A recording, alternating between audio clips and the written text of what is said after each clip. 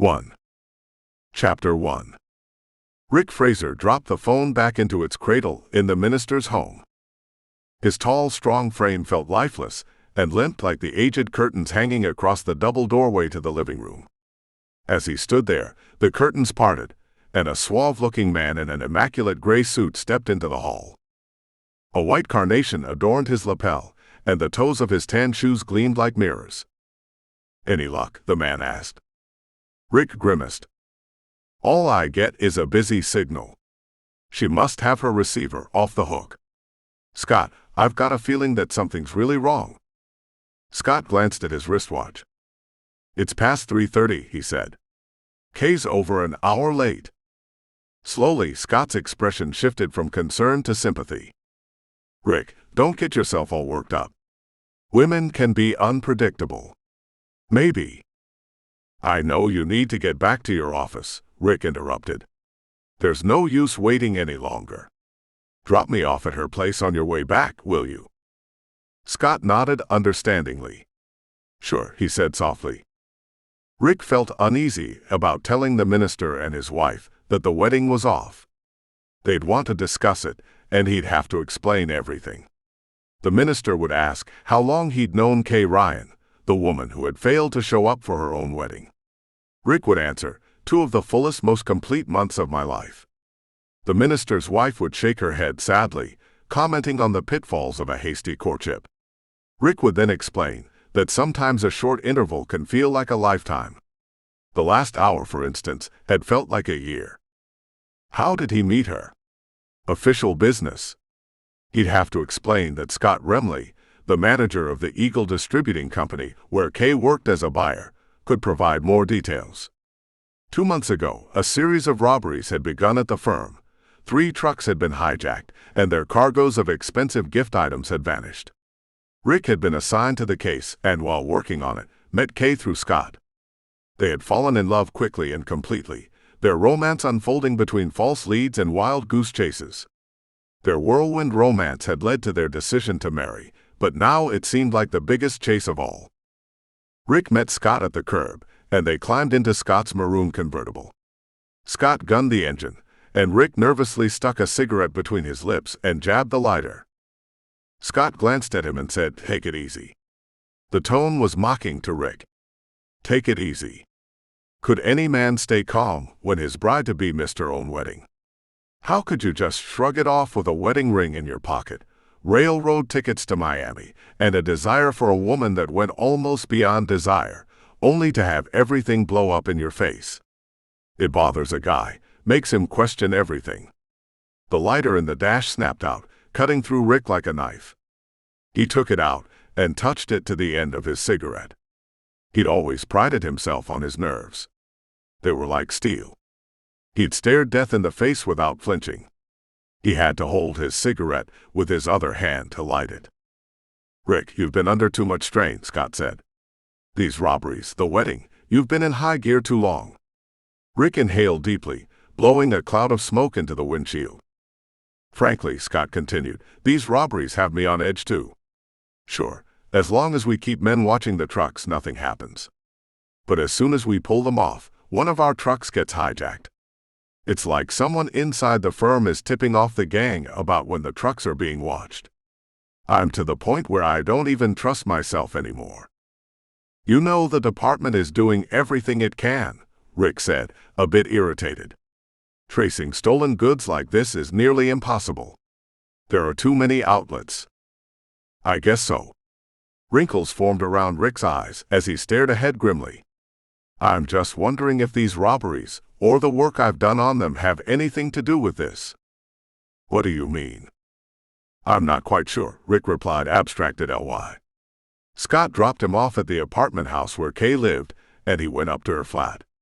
When Kay answered his knock, he entered quickly, almost roughly. She stood half-turned, ready to walk away. Her long black hair fell to her shoulders, and a white blouse tucked into a blue gabardine skirt emphasized her small waist. Rick glanced past her into the bedroom and saw a suitcase lying on the bed. She had been crying. He asked, "What's it all about, Kay?" She began to turn away, but he grabbed her arm and pulled her toward him. "It's no good, Rick," she said dejectedly. "Let me decide that. Why didn't you come? You'd be the laughing stock of the police department if you married me. I've got a record, spent 2 years in jail in Indiana. But when you're blinded by love, you don't think about the consequences of marrying someone it might hurt. That is, not until something happens." His hands tightened on her arms. "What happened?" "I had a visitor this morning, a stranger I'd never seen before, but he knew about my jail sentence and threatened to tell Scott Remley unless I paid him off. Blackmail. Either my money or my job. I was suddenly sick of it all. I knew paying him wouldn't solve anything, and I was afraid to tell you. With these robberies going on, it wouldn't look good if people knew I had a record. I was crazy to think it would ever work. I wouldn't want you to marry me now. What about this Indiana deal? It was 7 years ago. Just after I got out of high school, I got mixed up with a boy named Red Keaton. He was crazy about me, and I was young enough and dumb enough to be flattered, even though I knew he was a petty crook and no good. One night, while we were out in his car, he drove into a filling station. I thought he was going to get some gas, but before I knew it, he'd robbed the place. They caught us, of course. No one believed my story, that I didn't know what Red was going to do, so I got 2 years. I haven't seen him since. Why didn't you tell me all this before?" Kay dropped her eyes.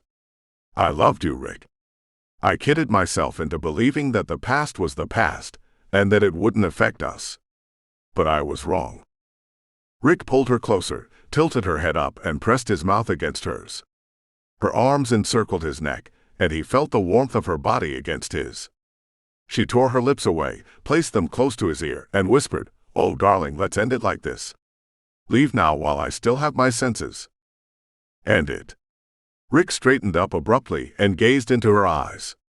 "It's just beginning, really beginning. What did this guy look like who tried to blackmail you?" Doubtfully she began. "He had a glass eye, the left one, I believe.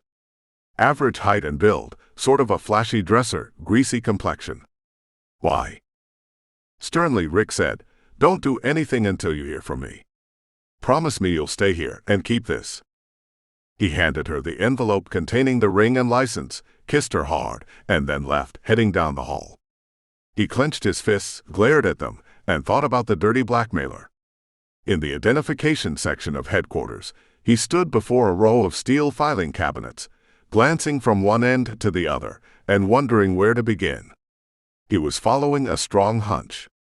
This attempted blackmail of Kay seemed like a typical stunt by a cheap professional crook. A man with a glass eye shouldn't be too hard to locate, provided he could be found in these files. But where to start? It might take hours. He rubbed his chin nervously, then stepped to the files and began jerking open drawers. If he had looked out of the office window, he would have seen a beautiful sunset hanging over the city like a brilliant canopy of red, gold, and blue. But he wasn't. With a cigarette dangling from his lips, he stared at a card on a table and fastened his shirt collar. Sam Pittman. Elite Hotel. Subconsciously, he removed the cigarette from his lips, dropped it to the floor, and crushed it beneath his foot, twisting it violently. Several hours later, Rick sat across from Chief of Detectives McKinney's desk. McKinney, a youthful 55 with a build like a football player, short-cropped red hair, and a face like a benevolent bulldog, scowled at some penciled memos, shifting them from one big hand to the other. Finally, he said without looking up, "Rick, I'm disappointed in you. You know the seriousness of withholding information." Rick swallowed. The small dark room was stuffy with cigar smoke, making it hard to breathe. "Yes, sir," he said dryly. "Calling homicide was about all the cooperation you gave Lieutenant Hogan, right?" "Yes, sir." "You realize I could suspend you from the department?" The muscles in Rick's jaw flexed and unflexed. "Yes, sir." McKinney tossed the memos aside, picked up a cigar butt, took a couple of sputtering drags, screwed up his face in disgust, and hurled the butt into the wastepaper basket. Rick shifted uneasily in his chair. Why didn't McKinney just get it over with? "Rick, I'm going to review this situation very carefully, McKinney said seriously. I want you to listen. Put yourself in my shoes and decide what you'd do with a guy like yourself if you were me. And remember, I've got to save my own face, and to hell with everybody else. You find Sam Pittman murdered in his room. You call homicide. When Hogan arrives, you tell him you were checking a lead on the Eagle robberies, and that's how you found Pittman. Hogan establishes the cause of death. Pittman was first hit on the head with a metal pitcher, then a knife was driven into his throat, severing the jugular vein. He'd been dead for about an hour. Hogan contacts the guy who runs the place. Between swallows of beer, the guy tells him the knife was Pittman's. He also mentions that about an hour ago, a good-looking brunette in a blue suit went up to Pittman's room, but didn't see her come back down. Hogan then checks Pittman's pockets and finds a name and address, K. Ryan. At this point, you tell Hogan you'll check this lead and he tells you to lay off. The homicide's not your department. Hogan checks the address with you tagging along and finds that the woman isn't there. However, from another tenant who saw her leave, he learns she works at the Eagle Distributing Company and gets a description that matches the one from the hotel clerk. Hogan calls Scott Remley, the manager of Eagle, to ask if a girl named Kay Ryan works there. After listening for a moment, Hogan blew his lid. Red-faced, he hauled you down here and handed you over to me for action. He expects results. Now I ask you, after what you did to poor Hogan, what do you think I should do to you? Rick's mouth was dry. He patted his pocket for a cigarette but found none. He'd smoked them all. Wetting his lips, he said, I told you the whole story when I first came in, Chief. I was stringing along with Hogan until I could find out something. I was sick. I love Kay. You didn't answer my question. Rick shrugged. McKinney rose and glared down at him. I should crucify you, Rick, he said emphatically, but your splendid record in the past keeps me from doing it. There's no use going into the angles of this murder with you, because you're not going to be around to stick your nose into it. I'm suspending you until this is cleared up. And just to make sure you don't go nosing around, hand over all your identification right now. I mean it, Rick. Stay out of this. Night had gripped the city when Rick walked out of headquarters. Where was she? Wherever she was in danger, he was sure of that. But how to trace her? Through Sam. A cab cruised by. Rick jerked upright and whistled shrilly. It pulled over to the curb. He raced towards it and climbed in. Minutes later, he stepped out onto the sidewalk near the Elite Hotel. He began making the rounds of the bars. Buy a beer, take a sip, ask the bartender in a loud voice if he knew Sam Pittman, and watch the customers. 5 blocks, 10 blocks, 15 blocks. 15 glasses of beer sitting on bars. 15 blanks. At the 16th place, he asked the bartender, Sam Pittman been in here tonight? From the corner of his eye, he saw several faces down the bar turn towards him. His pulse quickened. The bartender wiped a towel across the bar. Don't know him, he said, turning away. Rick picked up his beer and moved to a booth on the other side of the smoke-filled room. He stretched out his long legs, lifted the glass to his lips, and took a long drag. Over the edge of the glass, he saw 2 men moving towards him. One was built like a bull, the other like a wire-haired terrier. Both were flashily dressed to the point of bad taste. They slid in opposite Rick and watched him with cold, impersonal eyes. He set his beer down and wiped foam from his lip. Wire-haired asked, What you want Sam for? Things. You a cop? No. Rick took another drink, hoping to hide the cold sweat breaking out on his face while Wire-haired studied him through slitted eyes. Finally, Wire-haired jerked his head at the entrance, and the 3 of them went outside. Wire-haired motioned down the street and said, Cars down this way. Come on. Rick turned, and the back of his head felt as if it had been blown off. He pitched forward onto the sidewalk. Rough hands went through his pockets, and then he felt himself being dragged across concrete. A car door opened, and they tossed him in the back on the floor. The throbbing pain in his head became more acute as his senses returned. It felt like an eternity before the car slowed and turned into a long alley between 2 huge warehouses. At the end of the alley, they came to a stop.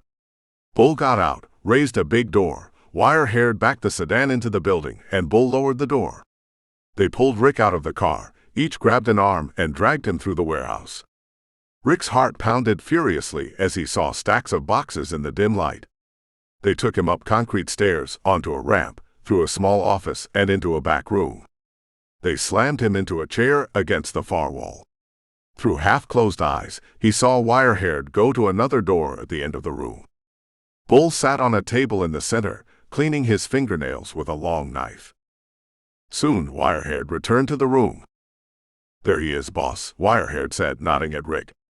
The boss walked into the room, and Rick felt a piercing gaze. The man, in his shirt sleeves and wearing a shoulder holster, had a tuft of red hair sticking out from under a blue snap-brim hat perched on the back of his head. Slowly, he walked to the table, picked up a pitcher of water, and moved toward Rick. The water almost drowned Rick, and he flinched as the boss slapped his face. "Come out of it, you bum," the man ordered. Rick opened his bloodshot eyes. Roughly, the boss grabbed him by the lapels and shook him. "Who are you?" "Talk." Bull said thickly, "If he's a cop, we'll have to get rid of him. Maybe he's hooked Sam with those truck jobs." "Shut up," the boss snapped. "I'm going to cut your damn tongue out one of these days." "I don't think he's a cop," Wire-haired cut in. "What did he be doing with a couple of tickets to Miami?" "Nope, he was hooked up with Sam and that gang down there trying to muscle in on us. He probably knocked off Sam himself. You know how that dirty dog Sam was, always trying to come out on top. He might have tried to pull a fast one on this guy and got bumped off." The boss grimaced. "I ought to have killed that rat myself," he said disgustedly. "Sam had big ideas." "Big ideas?" "Sure, but that ain't telling us who this guy is." "Wait a minute. Maybe he's on the inside of the Eagle Company. Sam would have wanted a man on the inside, and wouldn't have used the same connections we had." The boss's face lit up. "Yeah, that's right. We might be soiling our hands for nothing, boys. If this guy is hooked up with Eagle, there's an easier way of finding out who he is." Rick's breathing grew shallow as he watched the boss, smiling triumphantly, walk to the door he had come through. When he reached it, he looked into the other room and said, "Come here." Taut as a violin string, Rick watched the open doorway. Then an unseen hand plucked that string, sending a shattering vibration through him. Kay walked into the room. "Did you ever see this guy before?" the boss demanded eagerly, pointing at Rick. "Try hard, sugar. This is important." Rick looked straight into her eyes. Unconsciously, he brought up his hand and wiped his mouth. Kay turned a shade paler. She held her hands tightly in front of her. Tersely, she said, "No, Red." A big chunk fell into place. "Red Keaton." Red rubbed his jaw and frowned. "Are you sure you haven't ever seen him before?" he asked again. Her eyes blurred with tears. "I'm not sure of anything," she said hysterically. "All I know is that I got a telephone call to come to room 26 at the Elite Hotel. If I hadn't, someone I thought a lot of might have been hurt. So I went there and found a dead man. When I ran out, your men grabbed me. You'd come to see that dead man, and after I told you what happened, you brought me here. Let me go, Red. Let me go." "Hold on, sugar," Red said, grabbing her arm. "We don't know who this guy is, so you don't want to be shooting off your pretty little mouth." He put his arms around her. Kay struggled to break free, but he held her securely. He continued, "Besides, I'm not letting you go after I've spent all this time looking for you. Sam found you before I did, but after what he tried to do to you, the dirty dog got what he had coming to him. I'll treat you good, sugar. I go for you. I always have." Cold sweat broke out on Rick's face as he watched Red press his mouth against Kay's. Her hands pushed against his chest as she tried to lean away, but he was too strong for her. Rick wanted to give Red a kiss too, the kiss of death. Arrogantly, Red walked back across the room and stopped in front of Rick. Glaring down at him, he said, "I just got a brilliant idea. We'll know who you are in a few minutes, mister. If we find out that you're hooked up with that Eagle outfit and we're operating with Sam, then you're going to have lots of talking to do. And if you're a cop.